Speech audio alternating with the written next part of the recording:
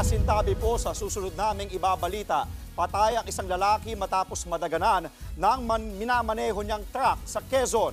Sa Rizal, sa pulsa CCTV, ang karambola ng 3 sasakyan kung saan 8 ang sugatan. Nasa frontline ng balitang yan, si Carrie Cato.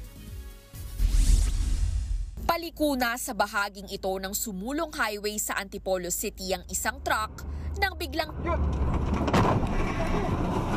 kinain ng kasalubong na jeep ang lane nito at sumalpok sa truck kahapon. Makikita rin sa dashcam footage kung paano nadamay ang isang tricycle sa aksidente. Maya-maya lang, maririnig na ang iyak at pagtawag ng saklolo ng mga biktima. Sabi sa inyo, may ibabaw daw.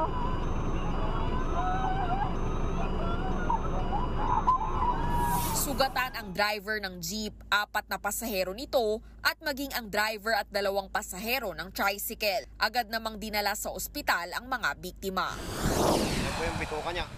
Sa Real, Quezon, nagkalat sa kalsada ang mga bahagi ng katawan ng driver ng isang dump truck. Tumagilid ang minamaneho niyang truck na may kargang buhangin at graba kahapon. Bago pa man mangyari yan, agad na nakatalon sa kanang bahagi ang 2 niyang kasama habang sa kaliwa naman tumalon ang driver kung saan nadaganan siya ng truck. Tapos tumalon, dapat hindi na lang pala sa tumalon. Patay ang hindi pinangalan ng driver at nagtamo ng minor injuries ang 2 niyang kasama.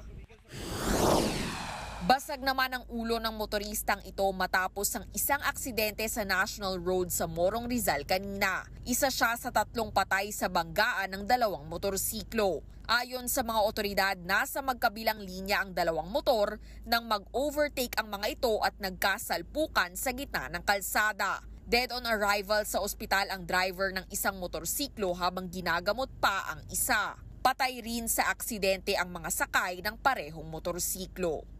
Nagbabalita mula sa Frontline, Carrie Cator, News 5. Mga kapatid, Andre Felix po. Iba na ang may alam at may pakialam sa panahon ngayon. Para sa tuloy-tuloy na balitaan sa Frontline kahit weekend, mag-follow at subscribe sa social media pages ng News 5.